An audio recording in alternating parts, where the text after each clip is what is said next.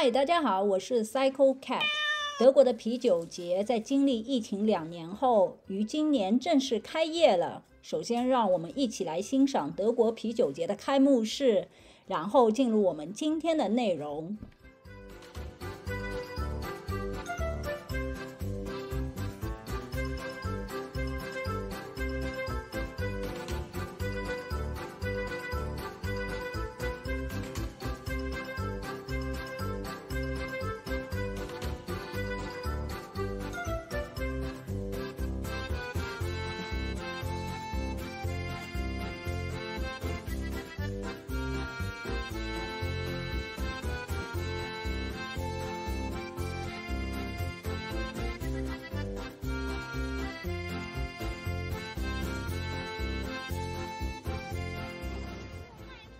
请大家与我一起举起酒杯，说声 Prost。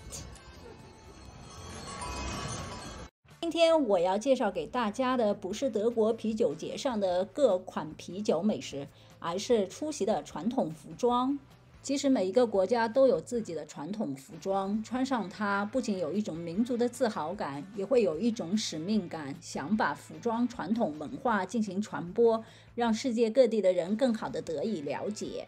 巴伐利亚的传统服其实很早就进入国内观众的视野，当时电影制片厂引进的《茜茜公主3部曲》、海蒂和爷爷以及音乐之声的影片中随处可见，只是当时我们被故事的情节内容所吸引。这里我要简单说一下传统服的演变史。巴伐利亚的传统服最早起源于讲德语区的乡村里。当时巴伐利亚和奥地利皇室成员厌倦了皇宫里的条条框框，渴望乡村无拘无束的生活，并对乡村服产生了浓厚的兴趣，觉得穿上它浑身上下散发出一种浪漫与自由。19世纪后期，乡村服在皇宫已经变得非常流行。当时奥地利皇帝 Franz Joseph 还极力地推广他的妻子 Sissi 的乡村连衣裙，这也大大推进了传统服装的时尚商业的发展，并延续到了今天。Dund 的基本元素是由紧身胸衣、衬衫、围裙组成。首先，紧身胸衣传统采用的是厚棉材质，比较耐用，现在采用的是棉涤纶天鹅绒丝绸。领口的设计传统采用的是圆形或矩形，现在结合当下的时尚，采用 V 型、心形或高款矩形。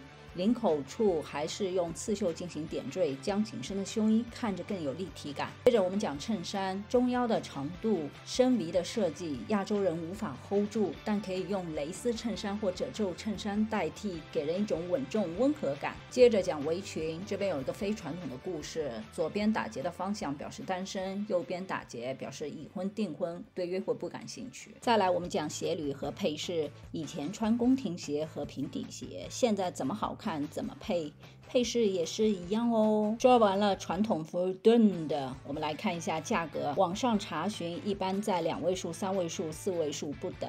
有人会说这世界太不公平了，难道只有传统的女装没有传统男装吗？别急，我现在就来讲传统男装。传统男装比较简单，就是一条皮裤，以前用的是柔质的鹿皮手工做成，柔软耐用。当时风靡整个欧洲，尤其是猎人、骑手或户外运动的人穿上它非常 man。